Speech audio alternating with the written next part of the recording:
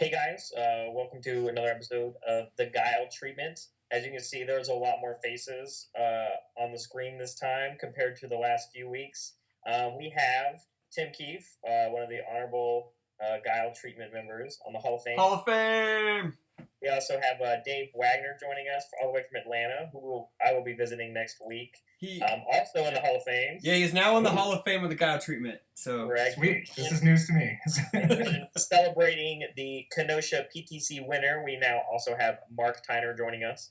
And that's kind of what we're going to be talking about right off the bat. This is going to be a two-parter this time. We're going to be talking about the Kenosha PTC, and then we're going to be leading up to the UFS announcement that was followed after that PTC, leading into this next weekend, which will be U.S. Nationals. Yep. So, Mark, you did it. You won your second PTC of the year. Did. In the same area of the country. I think it's a trend. Yeah. Yeah, just moved to Rockford. And then you were playing Guile under Life. Luckily, I know enough about this deck because it was the deck that was immediately built after he scrubbed out with Quan Chi in Omaha. You want to talk about why you ended up moving to him after Omaha at all? Sure. So the thought process was I wanted to play a Spirit Shotgun deck. Me and Barrett had been working on a few different ideas. Guile was my favorite Spirit Shotgun character I wanted to play, but we have a local here, Alex Couch, who has been playing Guile exclusively since he got into the game, and I didn't want to diversify him at Omaha, and then he never showed up to Omaha, so it was real awkward when I showed up playing Quan Chi. But right afterwards, he told me he wasn't going to Nationals or any of the PTCs, so I immediately built Guile and wanted to play test it. Tim and Dave, you guys want to give some input on what your thoughts on Guile before we move into the tournament at all? I mean, I don't want to say I hate Guile, but he's like one of those really good characters that like whenever I run into one, I'm like, oh god, this is going to be really uphill. Yeah. Especially the way I play, I like to do a lot of poking and like getting people down gradually, and Guile just dumps all over that game plan. I don't know if I've ever beaten a Guile. I might be like 0-2 against Guile in tournaments and stuff, but yeah, no, he's really good. He's tricky to play. Obviously, it's 5 hand size. You're getting these unknown cards coming in. You have to. There's a lot of like question marks you have to balance around, but yeah, constant speed reduction with some life gain, constant speed boosting, drawing cards. It's all good stuff. Dave, your thoughts? I don't have much more to add. I've played against Guile a handful of times, and he's just solid. Like he's a good character. He doesn't do anything like fundamentally UFS broken, but he's just kind of really good at what he does. So yeah, I mean, I don't know exactly. I haven't looked at deck lists or anything like that for what Mark was running, but Spirit Shotgun's a hell of a card, and if you can make it even harder to block, that seems pretty solid to me. So. Right. I think one of the perks, too, of talking about it was that not only does he give 3 speed to the Spirit Shotguns and Spirit Gun itself, but he also, if he ever has to play against people playing those cards, which they are pretty popular, he has answers and life gain to deal with them as well. Sure does. I remember them quite a bit this weekend. It was really easy to handle them when you give -3 speed and gain 2 every time they play one. Yeah, that seems pretty nice. So yep. Cool. Yep. Saw that firsthand in the UK. So Kenosha basically is an hour 20 northeast of Rockford. I had some few guests here at the house: Mark, JJ, Fam, Scott, Dejanette. We all left, went up there. 38 people was a huge surprise, especially the week before Nationals. I believe Barrett only picked 28. Yeah, 28. I +1 robbed. Yeah, he +1 robbed and won the attendance, but it was a giant surprise because we pulled up and there was like this giant group of people outside waiting to get into the store, and wow, it was a good thing to see because we had a bunch of Wisconsin groups show up. We had Garrison Bonnell's Green Bay, Ben Lambright's Madison group, we had another group from like Minnesota. I heard. I didn't know who that was exactly. It was kind of nuts. We had Omaha people there. We had the Chicago people there. Indiana people showed up. So it really pulled in from a lot of outlying areas that I didn't think would show. So, which was pretty good. So, it was run really well. Sweet. Ryan Pham did a really good job judging. We did no repairs, all that stuff. You know, it was just all really smooth sailing. We knocked it all out in one night, which is, yes, it was awesome because we really didn't want to make that hour and 20-minute drive back on Sunday for like a two round tournament and then come home. So the store was gracious enough to stay open until like 11:30 we got done, Mark, right then? Yeah, it was something like that. And then, we all went home, but yeah, it was great. Man, thanks to Kyrie, we got all the top cuts done in like 5 minutes. Yeah, Kyrie just blowing people out. Yeah, it was kind of crazy. Shout outs to her, Kyrie Tyler, playing the Kung Jin Turn 1 deck with Tiger Screen, which we can talk about that in a little bit. Yeah. But also being Swiss champ. Yeah. And then making it all the way to second place. So, yeah. I guess when your deck turns one people, then the Swiss champ curse might not be a thing. Yeah. So I played her for my first round at Worlds this past year, and I don't remember exactly what deck she was playing, but it was something that attempted to like bash her head in on turn 1 also. Yes, so I think that's all she plays. Yeah, I think she's the perfect highlight for that deck. Yeah, and she talks more shit than like. This is coming from somebody who plays regularly with Ben Shoemaker and Keenan Meadows. Like that girl talks a lot of shit. She does. Yep. It's awesome. So I'm really glad to see she was Swiss champ and did well and brought something that she managed to get banned after the tournament. So well done. We made the joke because if you're watching this now, we got banned on Monday, which is day of recording. So JJ had gotten Maxi banned earlier this year. So we were saying like he's All Might and she's Deku, and now she had to eat a piece of his hair because he was passing it on. Like, because our favorite show is My Hero Academia, so we made the joke about it. But Mark was killing people left and right. He played really well all day. He deserved to finish. What you got second? You were third after Swiss, right? Because I was second. I was third behind you. Third behind me, and then I think I got lucky because I beat because I beat Shane in final round, so I was able to jump you a little bit. I think maybe due to strength of schedule, maybe I don't remember, but they had to do earlier strength of schedule because I also had beaten Shane the round before. Okay. I was Kyrie for Swiss champ. Okay, yeah, that's true. But anywho, yeah, man, I did not want to face you at all. I was hoping that I would just dodge you and Kyrie all day because Cole Khan likes to poke people a lot and then blow you up, and that kind of doesn't really help me out. You're gaining like 2 health on every attack, so that's true.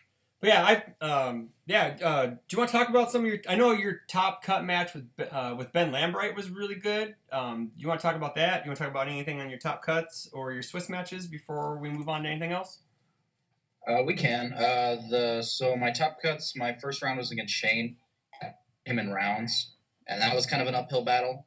I don't like playing Guile. I don't like turn 1 decks, and that was also another very turn 1, turn 2 deck. Mm-hmm. So it was just it was Nightmare Rock. So he was just playing Boulder, and then game 1 I got to go first. I just outbuilt him and outpaced him, and ended up killing him and being able to hold mid blocks enough for Rock.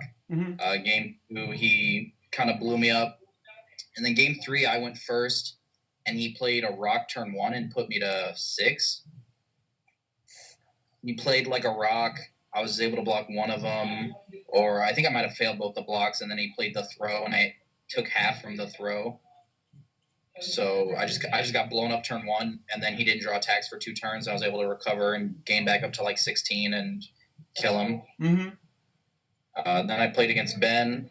He's playing Ed 9 that he's been playing at a few events now. So that was an easier match for me because I get to draw every time he plays an attack. Yeah. And passing the torch put in a lot of work this weekend. Passing the torch was really good against him. Every time he got me to no cards in hand, I could draw 2 cards. Yeah. So it was really just a lot of that. Revoke, well-timed passing the torches and draw kind of won me that game. but it was long. That was the longest game I played all day. You also you used a card I'd never seen in anyone's deck before. It was that Morgan, was it the 3/6 that after it gets 6 speed? Fused by Lilith or whatever? Yeah, Fused by Oh, Lilith. that was good. Yeah, I've never seen it played in anyone's deck before, and he used it on one of Ben's Ore Strikes, I believe. And Ben was going to draw like 6 or 7 cards. So, you know, so I was just like, that's sick, dude. Plus, it has like a 6 check with a +1 low block. +1 low block, Yeah, yep. it's a fantastic card. So I'm surprised We more had people like haven't played it yet.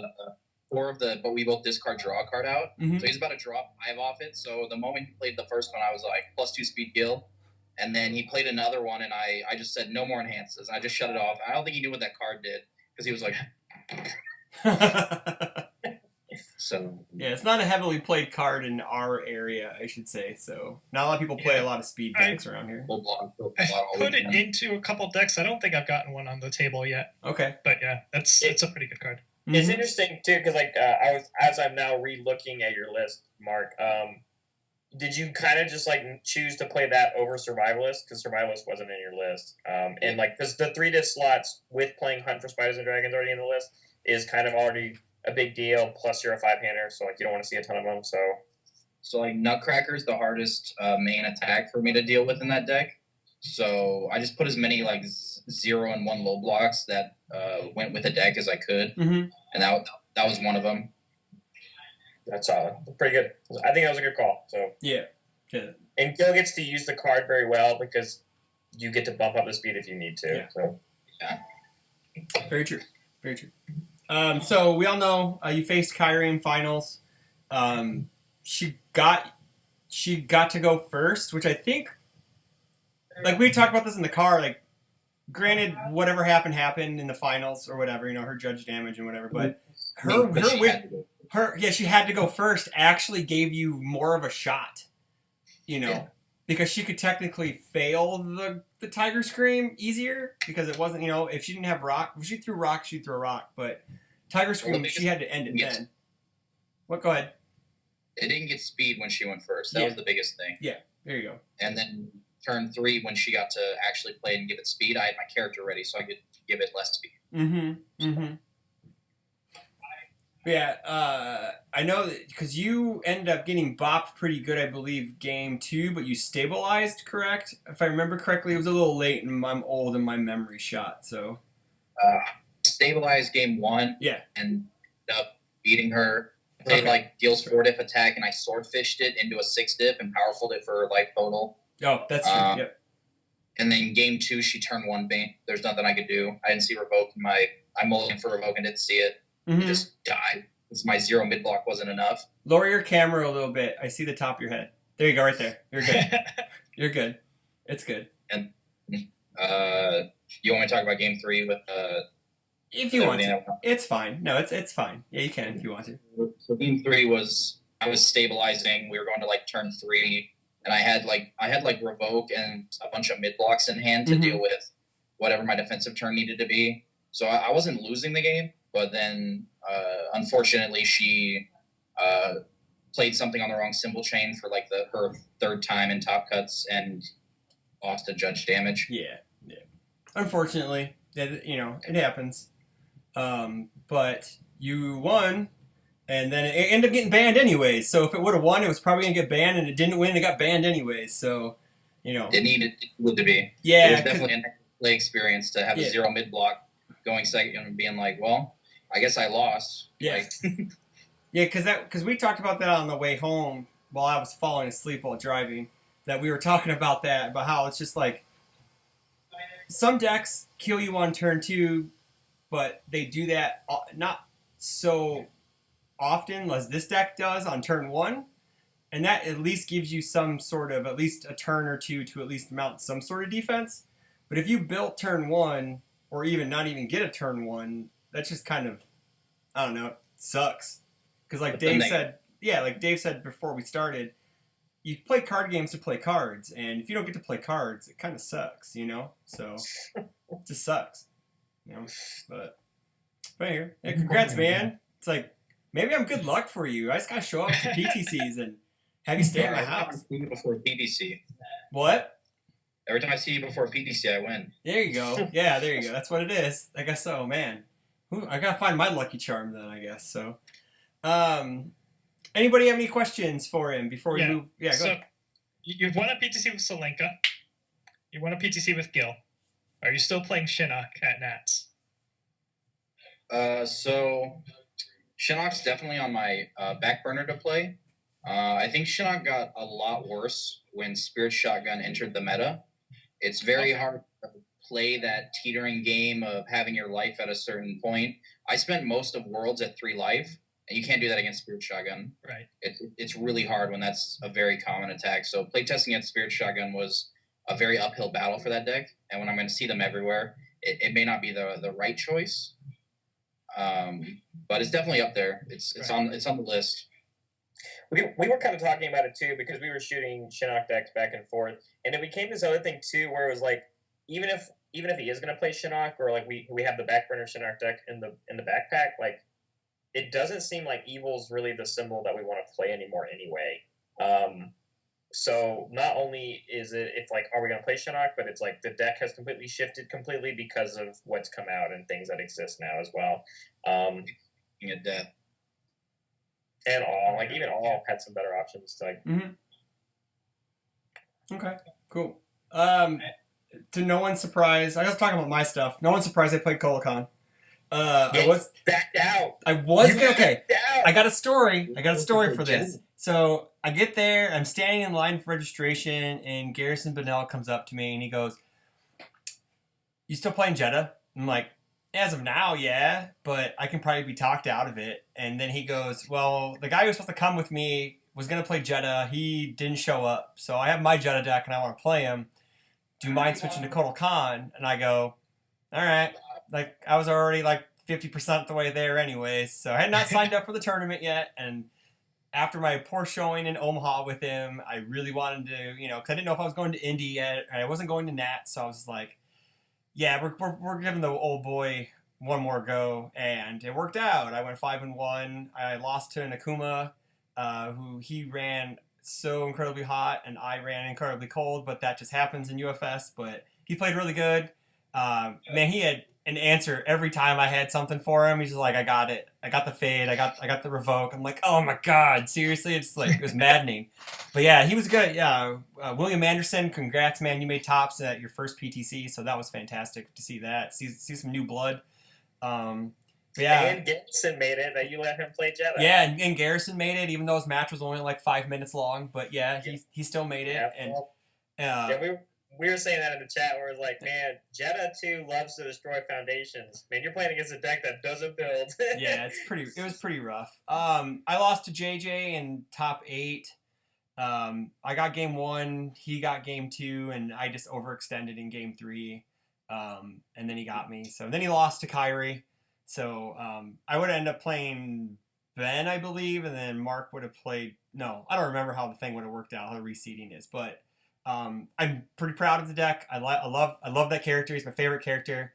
He's one of Tim's favorite characters. I always throw ideas at Tim, and he always tells me it's bad and change it, and it's fun.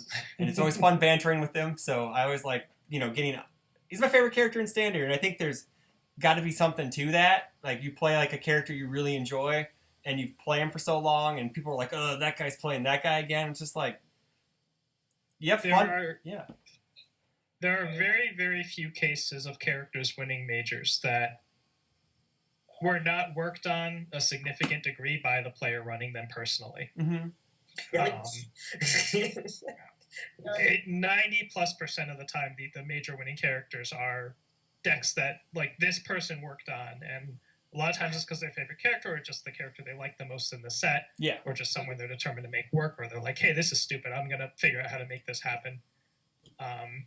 You don't see very many version 1s. You don't see very many like, "Oh, I net deck this." You don't see very.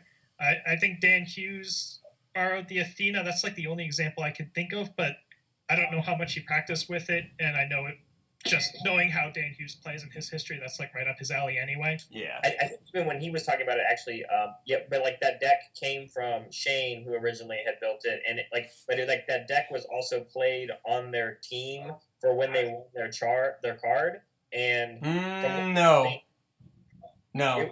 Some variant. No, it was Kim, Jack Lamborn, and K-Dash when they won their card. But it had one. It had one. Ryan Pham had taken it and won one of the Texas PTCs with it. So it was pretty much the same sort of kind of deck. It was. I think it was after that though. I don't remember. Well, I think what I was trying to say is that, but I think Dan did play against it enough times when practicing whatever he was playing, so he knew how it ran. Yeah, that's true. That's true. So yeah, and also, I mean, he played. This is going way back, so this won't make sense to most viewers. But he was playing an Ukiyo for the longest time, and that was the same concept, basically, of like, at some point, I'm going to make your hand go away and kill you. Mm-hmm. Oh, I know that. I've played against his. He was asking me if I wants to play against his legacy deck, his Ukiyo, and I go, why not? I know I'm going to get stomped, but I'll run my face into it. Yeah, that deck's pretty cool. That deck's pretty awesome. So, yeah. Yeah, so just it was like thanks to Gerald and Coliseum Games. It was a great event. Hope you guys get one next year, because a lot of people showed up for it, and he even said he was surprised. He was only expecting like 20, 25 people, and we bested it by 13. So that's pretty good. So that's something to say.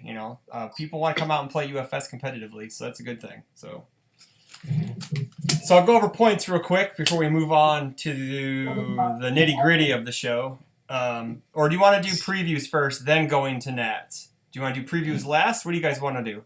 Let's do Nats first, because I don't know if I have time to stay around for previews. Okay, sounds good. I'll help you guys preview Nats. Okay, cool. All right, so do we need to say a whole lot about Tiger Scream? We can. It's fine. I mean, I don't know. I guess there's some people that maybe don't understand it, but if you look at recent Jasco history, they banned cards basically for two reasons.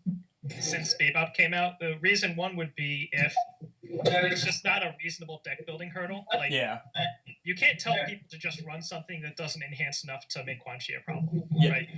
Like, those decks exist, but you can't say like you can only run this quarter of the meta and expect to compete. Like, that's just not a fair burden.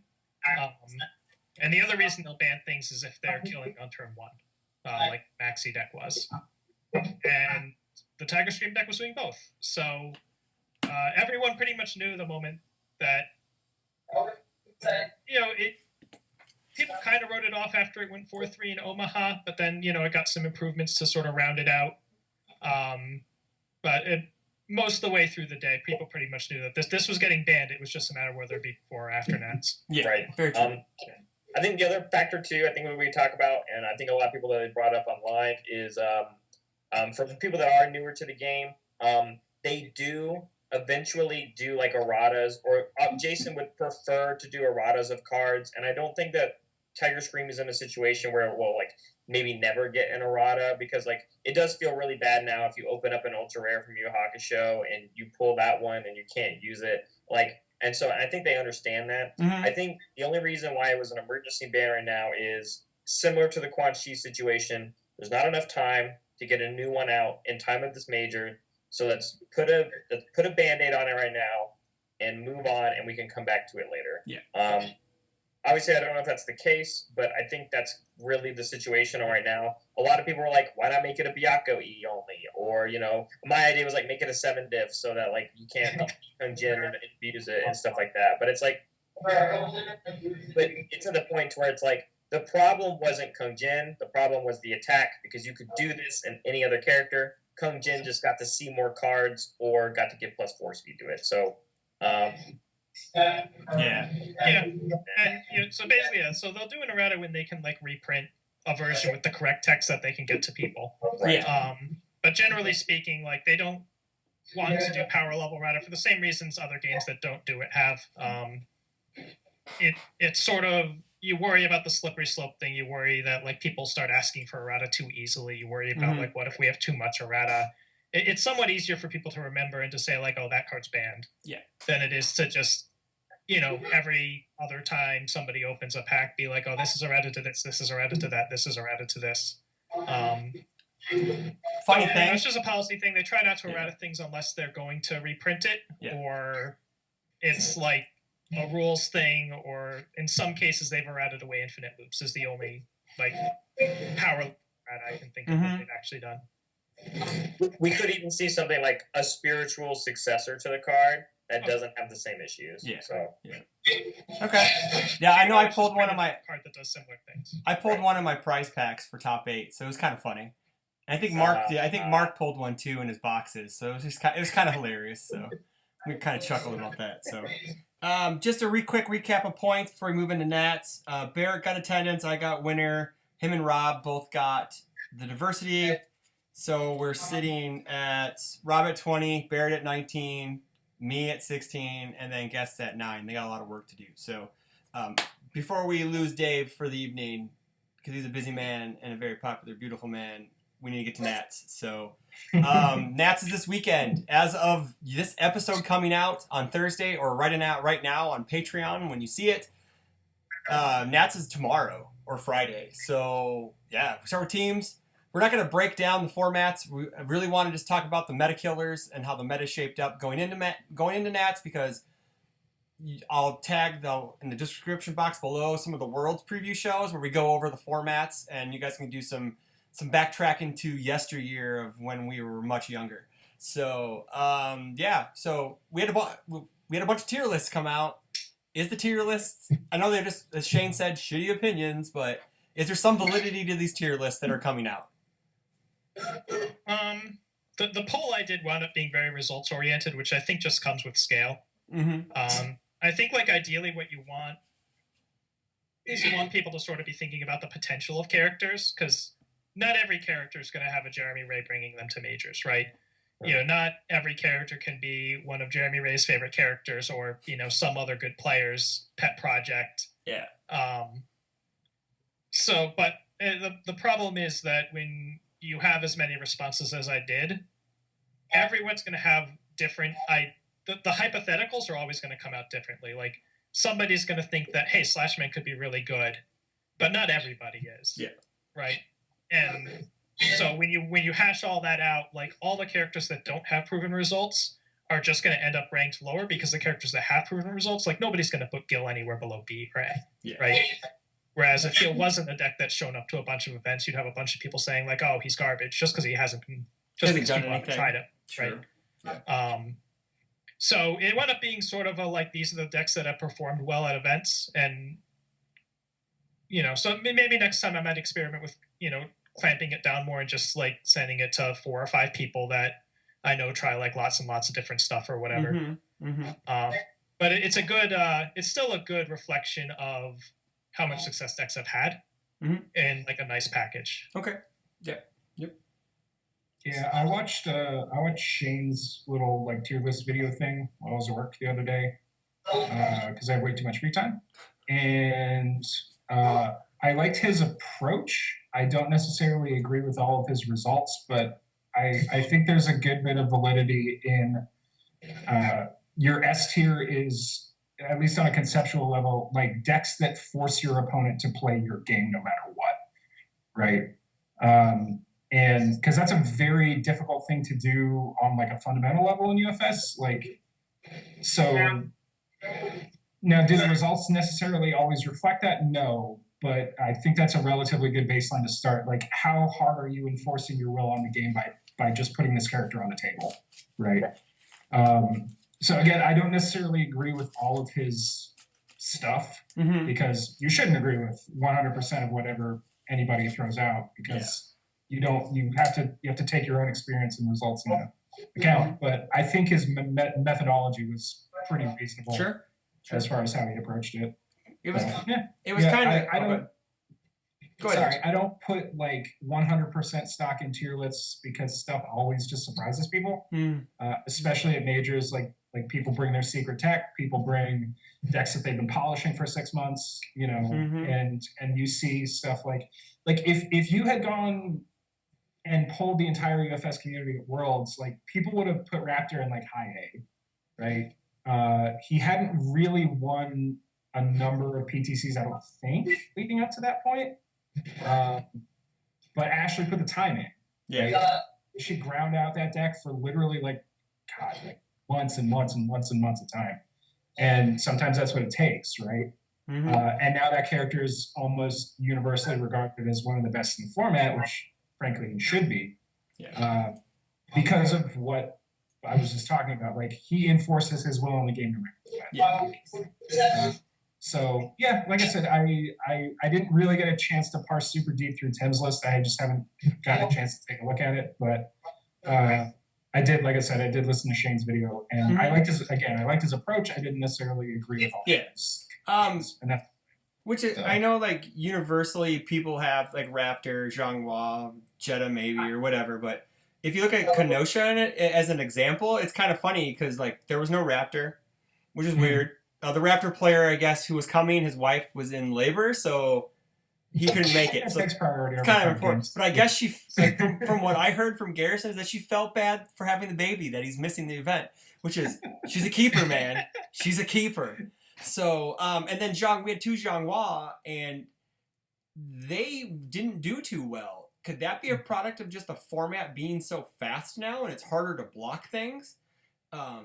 Opposed to against Rock and the turn 1 come Jin deck? Yeah. Well, maybe. Yeah, maybe. Yeah. You know, and even Guile, for an instance, like, she can't block any of his stuff. It's all 4 to 5 speed, so. Right. So when you look at a tier list like that, right?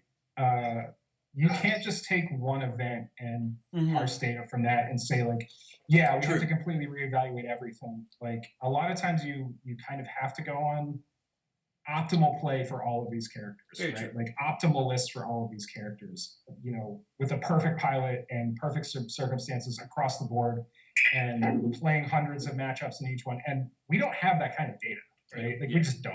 Yeah. We don't have the player base to get that data. We don't have the player base for it. Yeah. Yeah. We don't have enough major tournaments to really, like, pull that. So a lot of it is theory.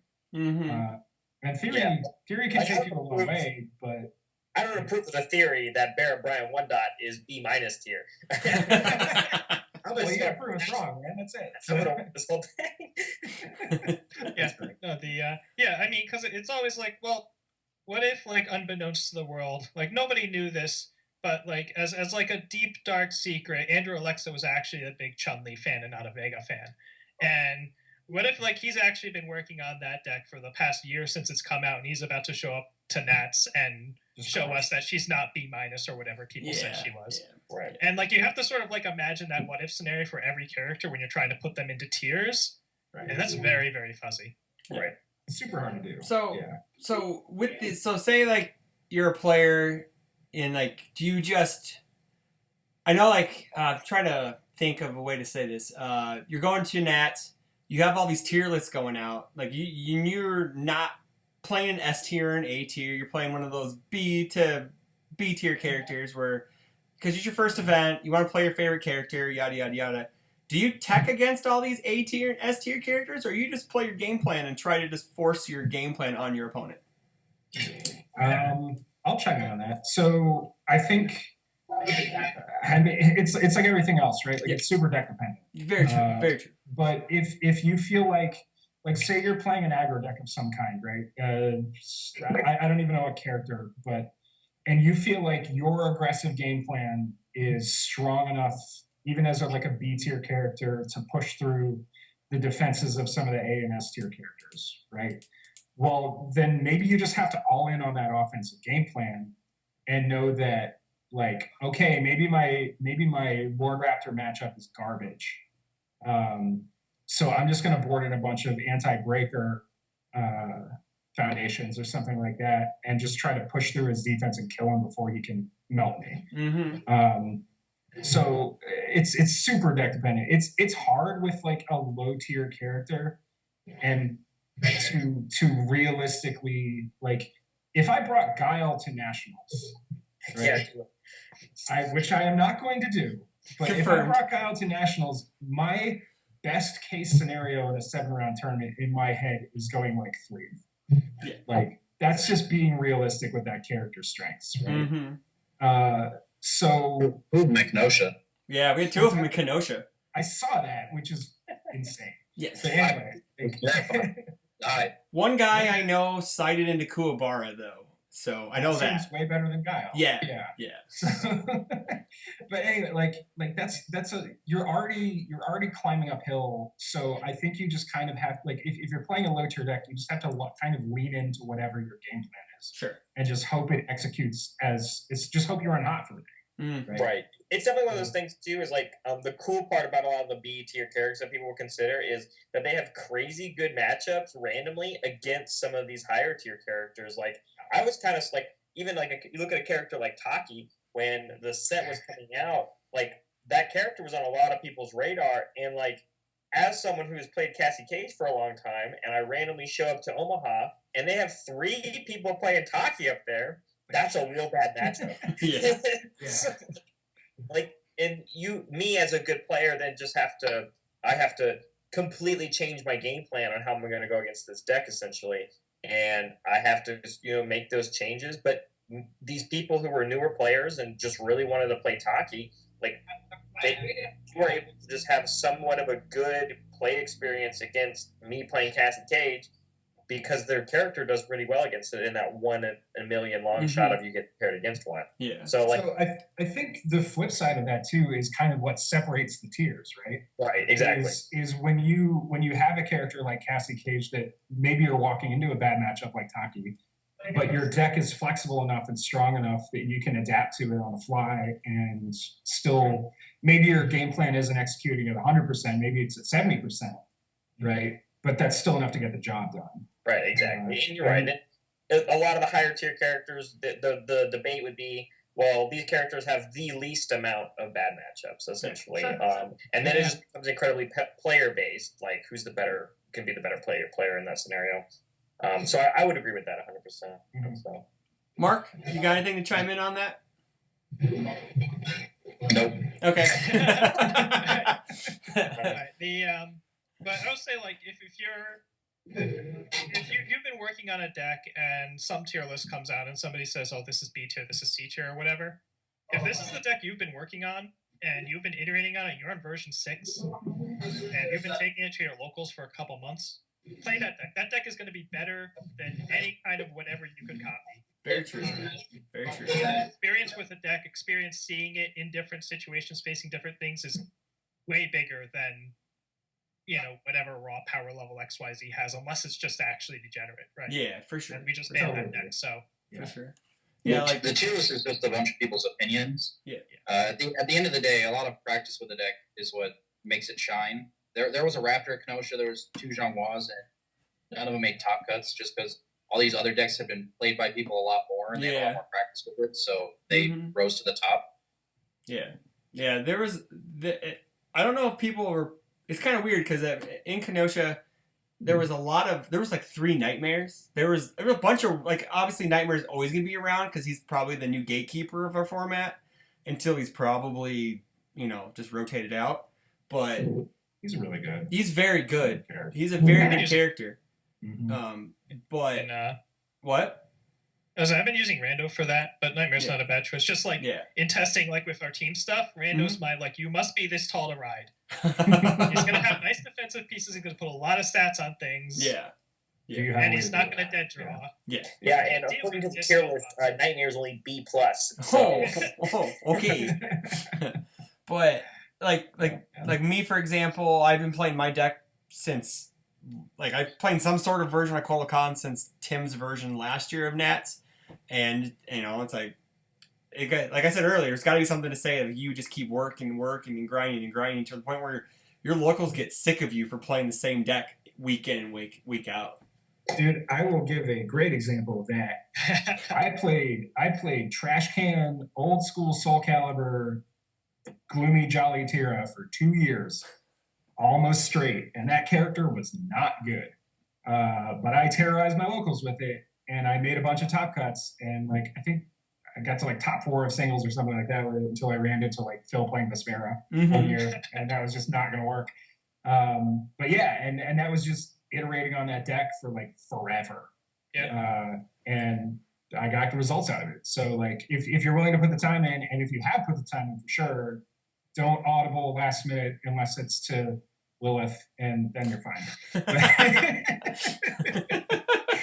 Wow. You played that deck more than not at all before that. That's true. I did play a good chunk of Lilith before I started. Yeah. You played 2 matches against PTC. I sure did. Yeah. So yeah, I had hands-on experience against it. It was great. Anyway, so do we want to do I don't know what we want to preview for Nats specifically. Yeah. I don't know. It's in the same area. It's at the same Holiday Inn, I believe, Yeah. right? Because I'm not going in and have to really learn any of that stuff. So.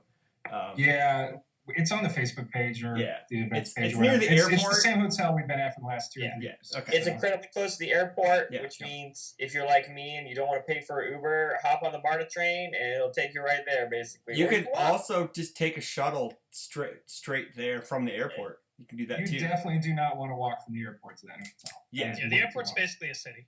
Yeah. But you can. I think there's a shuttle. There is a shuttle from the airport to the hotel. Yep. You don't need to rent a car. They have hotel rates. Some people are staying off site, but a lot of people are staying on site. So, after rounds, in between rounds, in the morning, in the evening, everyone's sort of hanging out. I know, I always get some board games going with Garrett and whoever else is there. I think that's what I'm going to miss the most because I had Ryan Famine for the weekend and we just played he brought in games. We just played games on our off time, so that was great. That's one of the great things about going to these big events is seeing everyone and hanging out with everybody. Like I actually saw Barrett in Omaha in person for the first time in a long time. I see him every week, but it's not the same like seeing people, in person. So, but that I don't know. Last year was 99 people, I believe. Was it? It was 99. It wasn't It wasn't 100 yet. Do you think? I know I'm not taking hard picks yet, but I think we're gonna hit over 100 this year at Nats. So we could. I mean, if we just hit 38 players at a PTC the week before Nationals, that's a pretty good sign for big attendance here. So that could be all the people not going though. That's fine. That's just gonna make the field a whole lot easier because there are a lot of killers in that field. We've had some of the biggest PTCs in record this year. Mine, Omaha, Atlanta was still really big. It's just Kenosha was bigger than expected. There's got to be something to say that this game's growing and it's only going to get bigger with. I know we don't have a lot of information because last week's show we talked about not having a lot of information, but information is Nancy's last week. We were negative Nancy's last week. We're trying to be positive Polly's this week, and I'm things. You know what I'm saying? Like stuff's going good. We have spoilers. We have set release. We're just waiting on info for next year and stuff. But it's Nats. It's major season, and there's like that spring in everyone's step. There's like that. You get that killer look in your eyeball, and it's just. I come out of my cave for 3 weeks. That's true. That's true. That's very true. I get to enact on my revenge this year against Dave because let's go. I don't care about singles, but Mark and I are winning teams this year, so. I got too many. I don't know. As a prospective viewer of that, I can't choose like people to cheer for. If Tim plays Codal, then I want him to win the whole damn thing. So that's the thing because I got to cheer for my boy. What? You know who to cheer for. Me, JJ, and Barrett. I can't publicly say that. I have to be. That's our weak team. I don't know what you're talking about. JJ's washed up, man. He has cardboard, so he's washed up now. So you're washed up too, Barrett. We have to defend our home turf from last year. Yes, so. Very true. Very true. I'm expected to defend my home turf for singles. Yeah. I think that's happening 2 years in a row for me. I can't pull a Tim Keefe and walk away from back-to-backs. It's incredible. You could say that with the fields getting bigger and bigger, it's going to be incredibly tough to see. It's going to be next week. It was a long shot for me last year for how big the field was. Me not playing Liu Kang, playing a deck that did well against it, but I didn't play against a single Liu Kang in Swiss anyway, and it was like, well, look at all this preparing that I did. That doesn't matter, and that exactly can happen to anybody. Yep. Not playing against the band after the event deck. Mm-hmm. Yeah, pretty good. Yeah, Tim will tell you that one for sure. So anything can happen, that's for sure. And I agree. The field is probably the biggest I've ever seen it. And I don't know about you for y'all. I think there's still a pretty kind of sharp delineation between the play groups that just grind out tons of games and the play groups that don't. Yeah. But that's just the nature of card games. It's the nature of anything competitive. Right? Mm-hmm. If you put the practice in, you are around people that are just as hungry as you are. You're going to rise to that level. Yeah. And that's just the nature of this kind of thing. But I was on the Discord at 1 o'clock in the morning getting home from fucking sloppily putting together decks last night at Shoemaker's place, and somebody on the Discord was like, "Yeah, Ben, Phil, and Dave are just the team's gatekeepers." I'm like, yeah, I'm kind of cool with being that. That's totally cool. Yeah. I say this pretty much every time on one of these, that like no one person really has better than like a 3 or 4% chance or whatever, because there's dozens of people that can win this. But like that said, everyone's a long shot, and one of those long shots is going to win. Yeah, so very true. Very true. It could be you. Rob will not be joining us because he is just basically getting home. So he sent me a text message. So I'll get his picks after the show, I guess. So he'll be able to pick all of his stuff, knowing our information, I guess. So no, he won't, because I won't tell him what we picked. He'll have to find this out later. But anywho, yeah, like I'm very disappointed I won't be able to go. I had my 10-year wedding anniversary, and I had some other things taken care of for vacation. So, because I feel like I'm playing some of the best UFS I've played like in my entire UFS career, and you've topped more than I've ever seen you ever top. And I'm not trying to toot my own horn or anything. I'm saying, man, it's just like toot it, baby. I feel bad because I think I would make it. I think I have a feeling I'd make a deep run with this character. Because it's just, I sacrifice some people, spill some blood on the ground, raise my hands to the sun, and just praise it. Yeah. So, it's just this is, I don't know, it's just like, I'm so mad I'm missing this, but it just didn't work out. So Indy, I'm coming for you. I'm going to say that right now. I'm coming for you guys. So. And kind of like what you're talking about too, like it is still major season, but I think one of the important part too is that this is the last majors for the year as well. So and with all these new changes to the game happening next year, this will probably be the last one of its kind, to be honest, because if we're transitioning to this new age of universes and stuff like that. So like this could be very interesting. Not necessarily a last hurrah, obviously, but aside from the PTCs that come right after this event, this is the big next major for this year. So yep. Okay, so we're about 45 minutes in. I guess we can. Anybody have any final thoughts? Anything we feel like we didn't touch on at all?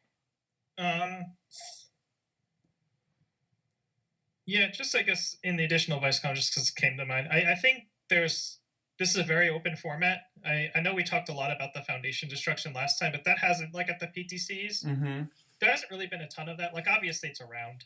Yeah. You don't want to ignore that, but what we have seen more of is not just Gungeon, but more decks that are kind of going in on turn 1 rocks. So make sure you're ready for that. And just generally, like even though there's a billion different decks in the format, deck familiarity goes a long way in terms of your opponents. There's a lot of decks like Zhanghua, like the Earth Tin builds, I think have gotten a lot of points off of people just not understanding what they're doing.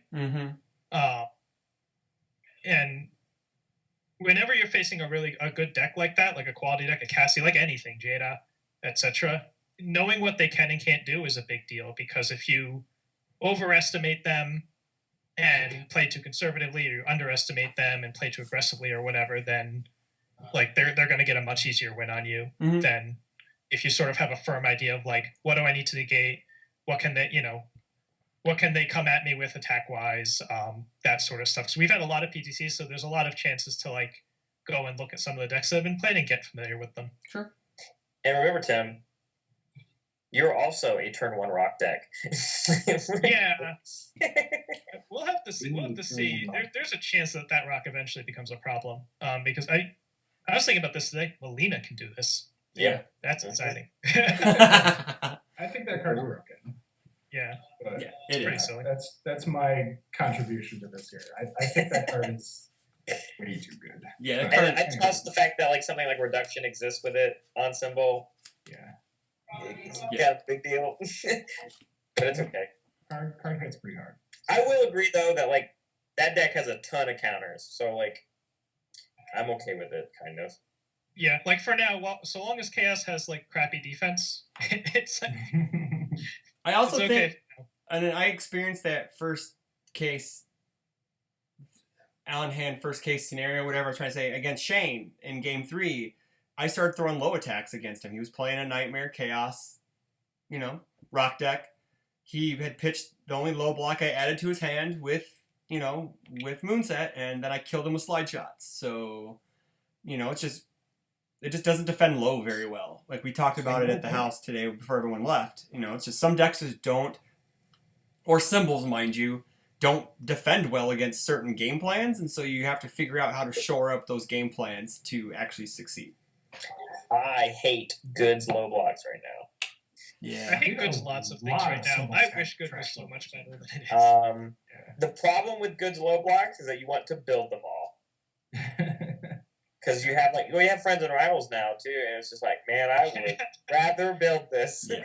I would take that nutcracker to have this on the table. Yeah, very true. Very true. Okay. So I guess we'll go into picks then. I asked Rob for his, so I'll add his in later. So Barrett, attendance. So everyone's familiar. Mark, I don't know if you did picks last time you were on the show. Pick attendance, 2 characters, diversity, and then I don't know. I don't think we're gonna have a bonus question since we have 6 people for picks this week. So we don't need a bonus question. So Barrett, attendance. 109. Nice. That's a good number. I was gonna say 110, but I went with my gut. One less. I'm actually gonna go with 115. I'm gonna go with 115. I always like picking high because I try to be a positive person. So now remember, you 3 are on a team.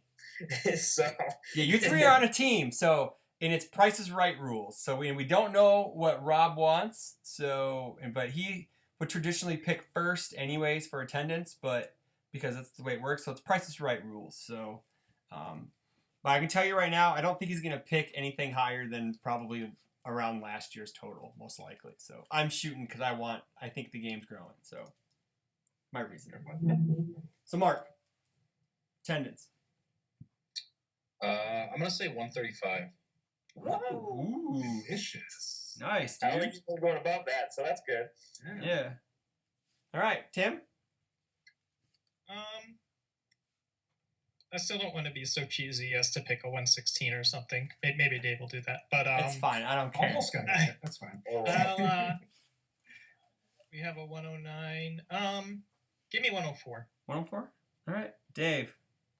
I'll go optimistic too. Let's say 120. Okay. That was my second choice. Like I was like, Nobody's enough of a jerk to actually abuse the Price of Right rules. 80. 80. Yeah, Rob will pick 1. Yeah, he'll take 1 for sure. I have a feeling he will. So character Barrett. Man. We get what, two picks on this? We Yeah. wrap it? Yeah. Like a snake draft? Yeah. Wrap. Yeah. Man. There's so many characters. It's I insane. picked 1 character to win nationals. Yeah. Barrett Bryant, 1 dot. We got it. All a shot, baby. Man, Lord Raptor. Let's do it. I'll take it. All right. Taking it, boys. Ashley with the repeat. There's a few possible Raptor players. There's a lot Yeah. of Raptor players. See, the issue is, I think there could be multiple Kotal Khan players at this event. But I know one of them. I know one of them said he's not playing. I know one of them who's playing him in teams, but not playing him in singles. So that kind of hurts. He'll change his mind Don't after believe teams. that. He'll change his mind if it Yeah. does well. Yeah. Okay. Can confirm. Okay. So I'm going with Kotal Khan. Because I would pick him if I was going anyways. I'd call my own shot. So I'm going with Kotal Khan. Going with my boy. So Mark, your first character. I'm gonna go with Gil. Call his own shot. Call his own shot. And if you call your own shot, you get an extra bonus point. So Wait, what? Actually? yeah, that happened when Brad called his own shot. He got an extra point. You know this. Oh my gosh. The rules change every week, just to let you know. It's like Calvin Ball. Things change momentarily, always. Who's Tim, next? you're next. Who's next there, buddy? Tim. Give me Yoshimitsu. Okay. Ooh. Good Yeah, pick. that's a spicy pick. That's a good pick. Dave, Yeah. you get I get 2. 2. Yeah. Basically. And you can and we don't frown upon same characters being picked, so we don't look down upon it. So Yeah, We do. We totally do. I mean, you're on a team, so like if you double up, you will get bonus. yeah, you'll get bonus points if you double up. True. So yeah. That's true.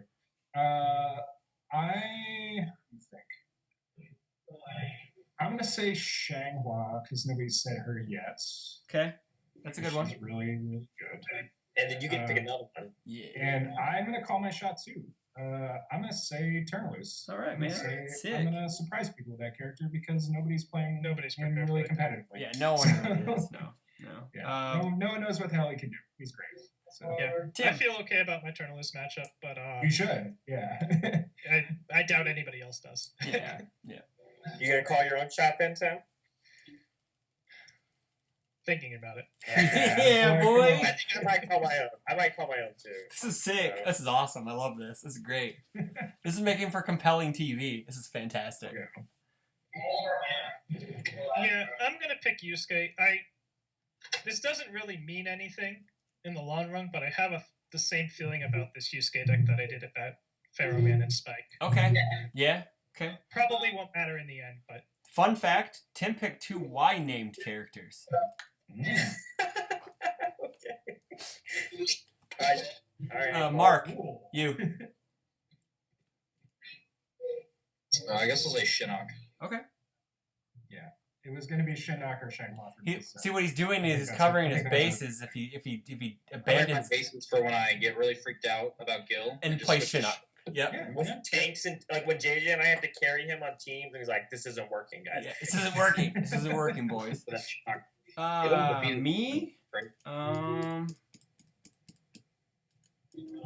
gonna go Jada too. I'm gonna go Jada. Okay. I think Tagoro Brothers, Spirit Gun. He could also play Spirit Shotgun. He just has, if he gets to go first in a lot of matchups, he becomes oppressive. So, it's just the way it is. So, Mark, do I call my own shot? everyone else did. everyone else did. I'm not even going, and I called my own shot. So, Mark, should I call my own shot? It's up to you. Dude. I mean, you don't know your own shot, but call it. All right, I'll pick Salinka 2 dot. Yeah, that is calling your shot right there. all right, cool. I think I'm just committed to that character now. Yeah, I think you just did. Yeah. Okay, so diversities. How many diversities do you think is going to happen, Barrett? 3. Okay. All right. I think that's really low, but I'm going with it. At the Rockford PTC, we had 1. I'm going to look real quick because I I can want to see his records. I have these records. I always have records. I have records all over the place. I keep records of every PTC. It's all a piece of paper. I have all pieces of paper. Okay, so no one won. Okay, so obviously it was 1 or 0 at the Rockford PTC. So I'll let you go back if you want. There's 1 or 0 at the Rockford. Man, Going 3. I'm doing it. I'm I actually think gonna. we'll duke it out, man. I'm gonna say 1. I honestly think the field's so wide open because look at Omaha, look at Rockford. We had less than 3, and even we had none in last week's. It's just I think people are just happy with how many characters that are available to play. I'm going with 1. Mark, you? I'll say 2. Okay. Tim? Do we get double points if we? Yes. Yes. Yes, you do. Yeah, because I'm also going to go with 2. Okay. Dave? 4. 4. All right. I think I largely agree with what you said, Chris, for PTCs, but Yeah. majors are a whole different beast. That's and true. That's very true. People Yeah. tend to tier horror a little bit Yeah. more than they do for PTCs. Sure. So yeah, Yeah, I'll say if anyone who has a Raptor deck that they've been working on is probably going to play it, unless for some reason they play Oh, something I got a else and bonus teams and question. change their mind or something. Right? Yeah, and the other exception to be something like they sandbag into the character, and you can't anticipate that. So if someone gonna play Shadow Man for game 1 and then side of the Raptor for 2 and 3, That's happened before. Yeah. So and you can't anticipate that, but whatever. okay. So I'm gonna snap Rob the thing and let him send me his picks. So we have Barrett 109, Raptor, Slinka 2, 3 diversities, 115. Kolkan, Jetta 1, Mark has 135, Gil Shinnok 2, Tim has 104, Yoshi Yusuke and 2, Dave has 120, Zhanghua, Turn Loose, and 4. This is gonna be an exciting nationals because you guys are calling your shots and you're gonna have some unneeded pressure on you guys now. Well, I think that's just sort of the results of having so many different decks that can win. Yeah, very true. Like- very true. Like, You're just like, well, I I'll might make as well just myself. pick the thing I'm playing, right? Like, Yeah. Exactly. Oh yeah, yeah. Which Worst is case scenario, if I don't make tops, just because someone's playing it better than me. that's also true. That is also possible. So yeah. So I guess do you have time for previews, Dave, or you got to take off? It's like 7 o'clock. I'm gonna bounce. Okay, So cool, man. yeah, I got somewhere I gotta be in like half an hour. So Sounds good, dude. Thanks for coming on.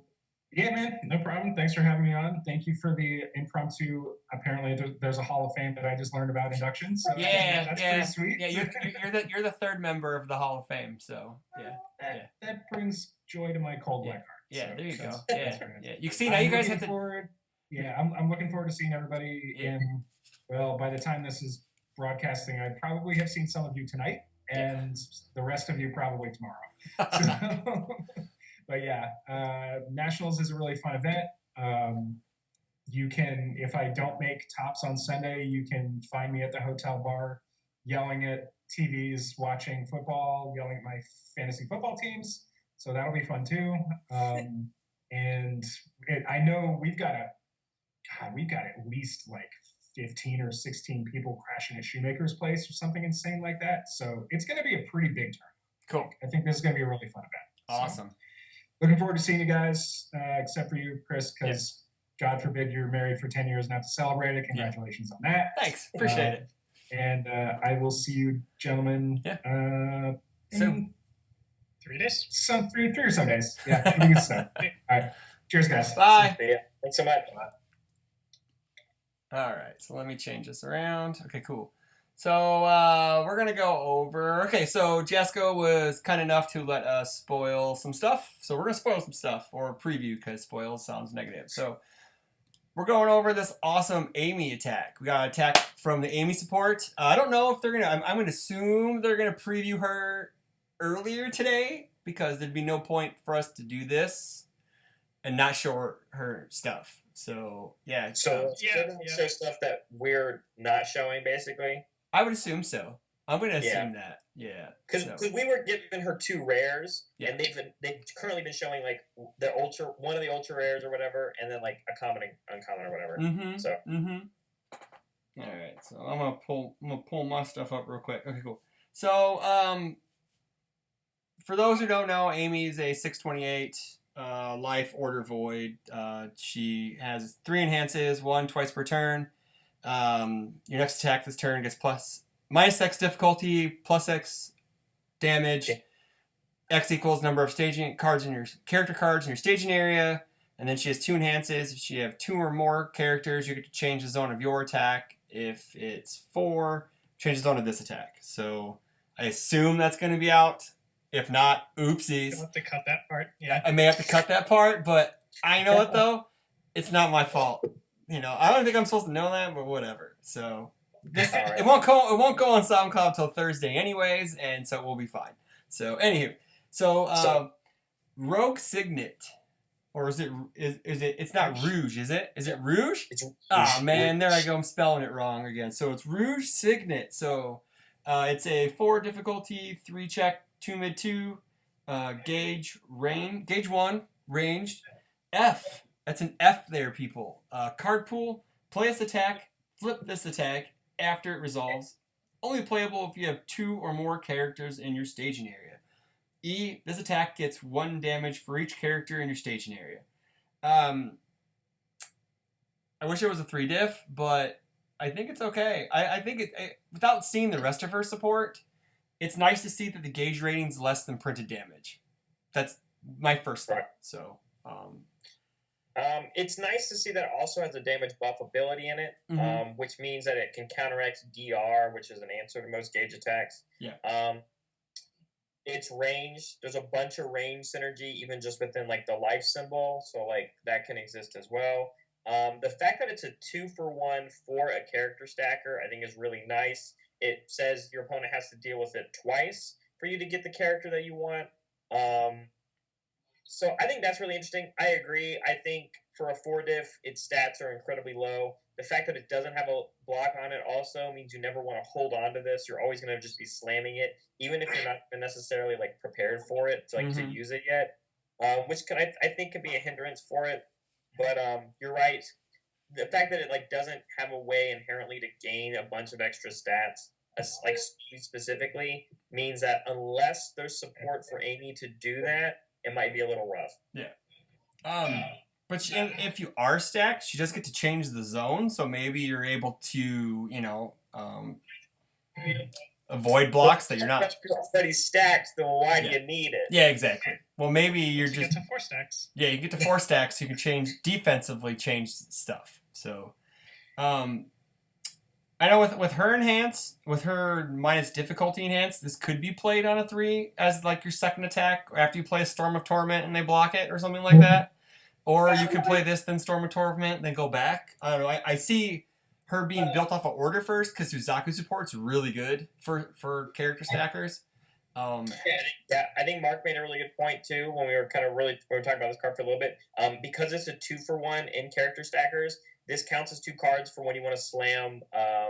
Prison Storm. Prison Storm at the end because you need 7 cards, so it does count as 2 of those. Might be good for it to have some legs in other decks. You brought it up. Good thing it doesn't share with Turnerloose, or else you could give it throw. Yeah. Yeah. Well, go ahead. I think that's going to be nuts in order of Kumar. Yeah, you're right. Yeah. I think that'll be really cool, actually, because you just throw these little attacks for massive damage, and then they flip themselves.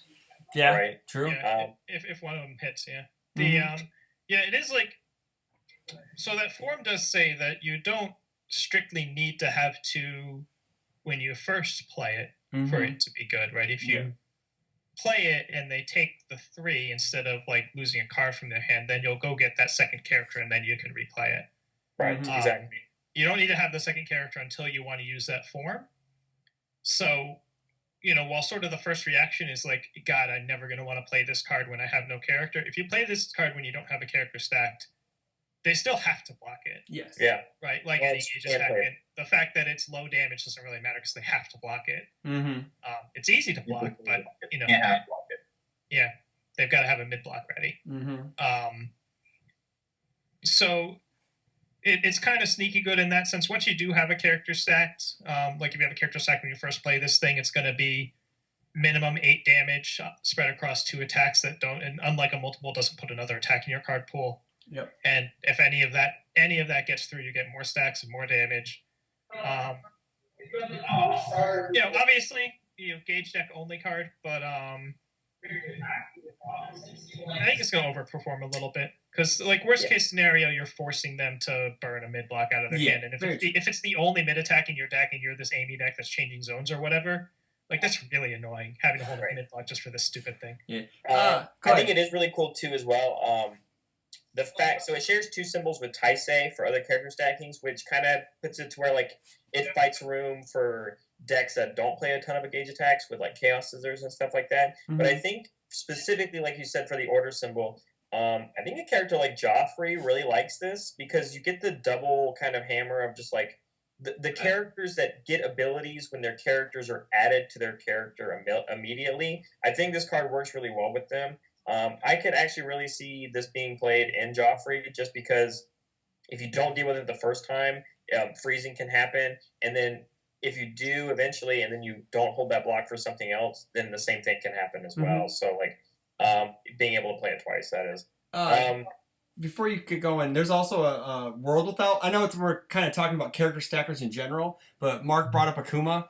World Without Battle is a defensive piece with Akuma, or it gives -2 speed or +3 speed, or it's reverse. +2 speed, -3 speed on an ability on a card that has a keyword ability, but also has a neat, like, Desperation Enhance. If you have a face down card in your card pool, you flip it to draw a card. So in general, say you're late game, it also has use late game because you can also draw your random card off the top of your deck if you need to, because you can flip it in Desperation to draw a card, or you can actually put some speed on it to make it harder to block. So Order or Void in general, it may have some ways to add stats to it. So just off top of my head, because I didn't do any research. Block this twice against Jeanette. How much more annoying can that character get? Oh yeah, for sure. Yeah. Yeah. I think speaking of that too is like we do know already that we are getting because the characters have been shown for the set, we're getting another as well, and we're also getting another Mitsurugi. Mhm. Mitsurugi does have Void, so like the fact that Amy has Void and will be doing some character stacking stuff just from us seeing from her character and this card right here. If the two symbols that Mitsurugi should share, if they continue the trend that they have been with these characters of 2 dots and whatever, still has Void, these cards become an option within its own set, which I think will be interesting to see if that works out. Mm-hmm.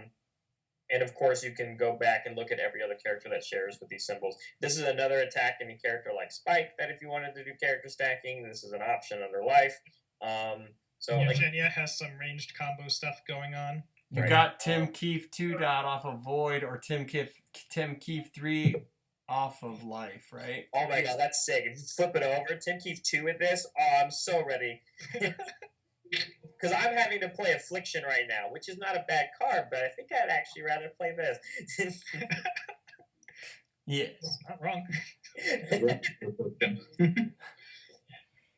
Yeah. So moving on? Yeah. Or yeah. You want to who wants to take the card? You want to take the card? Sure. So we have our Rare Foundation as well as Little Doll. It's a 2/5, 2 high block foundation. Response, remove discarded momentum, : after your opponent plays a non-character responsibility, cancel its effects. Response, check a 5 or higher. After your opponent adds a foundation to their staging area during the combat phase, commit it. That's some let's cut loose tech, children. You can bring stuff down. Let's cut loose tech. Yeah. It's Cassie, my Cardman, Kuwabara. Yeah. Folktale. Yeah. Hunt for spiders and dragons. Yep. Yeah. Mm-hmm. And like just for responding and checking a 5, like I think it's pretty good. Yeah. I think this card is good. I think it's good enough because the top ability says cancel things like revoke or canceling responsibilities are incredibly good. Non-character ones, obviously that's a little rough, but it happens. Yeah. The fact that this also has a block, whereas typically we see abilities like this, like Securing His Destiny, I guess is what I would look at. The Chun-Li card too. What's the Chun-Li that cancels a response on an attack? Allies. Yeah, unlikely allies. This one having block means you can actually feel comfortable playing this as a 1 or a 2 of, and being able to cancel or revoke and like is enough to save a game just by discarding momentum. Parry. Yeah, Parry. Yeah, Princess Parry, like that's unless it's Shinnok. Yeah, you just can't do it to Shinnok. Yeah. Non-action card responses mean that this has like a purpose in an order deck, trying to like fight a slot with like Bebop Blues, right? Well, because Bebop Blues like stops actions essentially. Yeah. I think it's good enough. The fact that it has a block, I think, makes it really good. Yep. So. Yep. It might just be me, but it seems like the cost is a little heavy. Remove and just. I'm assuming they were looking at Good and Evil when they made this, and they were like, "Okay, we want to make like a better stats Good and Evil, but we don't want it to commit anymore." Yeah. It is a bit of a steep cost. That said, I know. Like when I've built life decks, I've struggled to find ways to spend momentum. So, maybe that's a little bit moot. Like if your momentum's not getting brought back with Dark Tournament Looms, life doesn't have a lot of ways to spend it right now. I mean, maybe that'll change. But even for the other, I mean, I've been putting Sinister Malevolence into decks now, partially because Death Spam is terrible, but partially because it has a surprising number of uses. I mean. I guess in this case, Vendetta already has the thing committed, but there's a lot of stuff that adds things to the staging area that you don't necessarily think of when you read a card like this. Yeah. Good Ritual Dance can do it. It's like Burning Lure in, pretty adding committed. So yeah, I had the All Might I played in Swiss. They built 3 foundations after I built 4, and I debuilt them 1. And then they double jet foundationed me into a transform. So they have 5 foundations and then rebuilt their hand on a Nutcracker they picked up. And I was like, I guess. Chris was next to me. I was like, I guess, dude. So yeah. That foundation would be good for that, where like they don't get to just pre-build 3 foundations in the middle of their turn. Yeah, that would definitely slow down those characters, like the Let's Cut Loose Nutcracker. Hey, I'm just gonna play all these foundations that don't count towards anything, and then just try to YOLO something. You know, if I don't have foundations on the board or whatever. So Power flip Watch out my nonsense. card and character card. This card messes with you. Oh yeah, that power flip nonsense. Yeah, there you go. You'd commit all those cards down. How does that work? If you add multiple cards at once, do you get to respond individually? I think it's still going to be. I would assume it's still one event. Yeah. Usually they word these cards by saying one or more to make it clear that it's one event, but I'm pretty sure it's Still one. probably one event. Okay. All right. Okay. That'd be if you could just start rolling 5s to tap their board. Or maybe I don't know. We'll ask Fan. Okay. I like that answer. Yeah, he's still technically flying right now, so yeah, I assume so. Yeah, he left at 3, he'd be home by. Yeah, he's probably landing soon, so could see then. So, but yeah, I like her cards. I like the art on the cards. The art's fantastic from this set. So I'm really excited to see the rest of her cards. So what? You have something else you want to say? No, they're gonna be foil. Too, 'cause Yes, those they are will rare. be foil. Yeah. Yes. Yeah. Yep.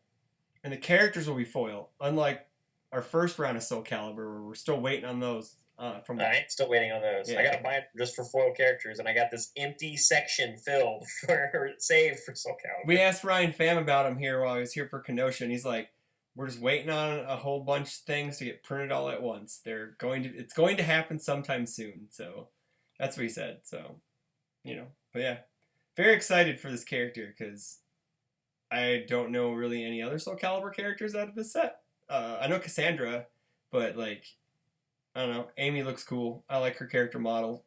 I like rapier characters too. And so I heard she parries a lot in the game. I don't know. I've never really played a Soul Calibur past 4 or 3. So They definitely are turboing out these characters, previews wise. Today, at the time of recording, they showed Raphael, Mhm. and then tomorrow they already said they're showing Cervantes. Tomorrow. Yeah. Amy and Raphael have a similar zone changing theme, which I think is cute. I like Raph's zone change because you can use. I know Tim will probably cringe, but you can use Manifestation for that, and you can commit one card on your opponent's board. That is an acceptable use of Manifestation. Okay, there we Just go. playing Manifestation with no way to force it, Yes. Yeah. praying that it doesn't burn you. I It was already a form know. in my Spike 1 deck because I played Curse Splat and I played Demon Grab, and Yeah. so it works on those. I already And know you the could first. just flip it. I already know the If it was first gonna And if I thing. don't want it, just flip it.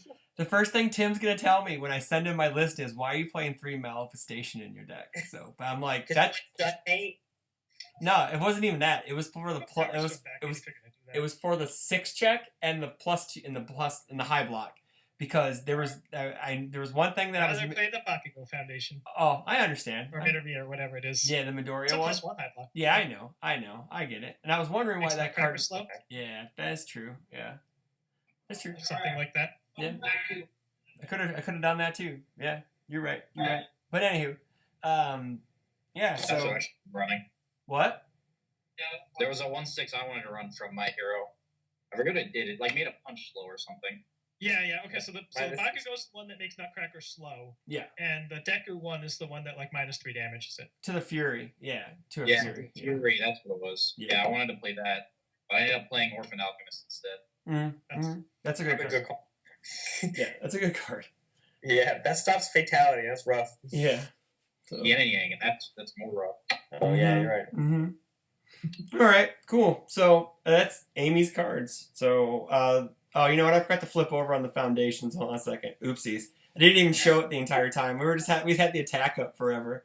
Oh well. I guess I could try to edit it in post. It's not that big of a deal. So I don't really want to. He Here's the won't do it. foundation. It's pretty. Nah. So I'll let it go out during our ending because we're about an hour and 10 minutes in. So but anywho, Mark, congratulations on your win. Thanks for coming on, buddy. Appreciate it. Thanks for staying at the house. Appreciate it. Yeah. Tim. You're gonna put the 2 plane tickets together and go to the UK next year. I used one of them for Nationals next weekend. Okay. I have to win 2 more Just have people. to win another one. Yeah. Okay. Worlds in UK. Yeah. Tim, thank you for coming on. We appreciate it. I know it was kind of like a last minute thing, doing it on Monday instead of Tuesday. So, That was for me. My bad. yeah, that was for him. So, Yeah, I only get one more night this week to practice for Nat. So but yeah. So, Tim, thanks. Good luck this weekend. I'm gonna be cheering for you. Don't let anyone else hear that. Man, Barrett, good luck this weekend, man. It was good seeing you. Not for me though. I get it. No.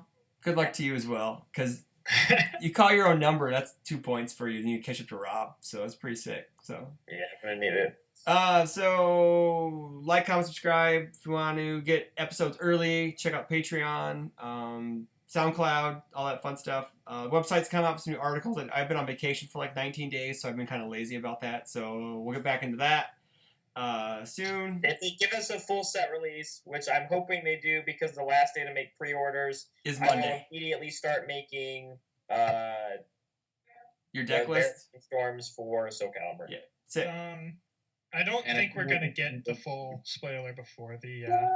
Before the date cutoff? Yeah, I don't think so either. Don't think so. Okay. Well, regardless, if they keep doing the characters this quickly, then I'll have a character to work with, and I can start doing some stuff. Yeah. So I kind of loosely heard there may be commons and uncommons, maybe, possibly. So that could be a thing. So Yeah. that could fill out some holes that they're not showing. So maybe they're not showing some of the stuff. So, but because of that. So again, take care of each other. Safe travels, everyone who's traveling.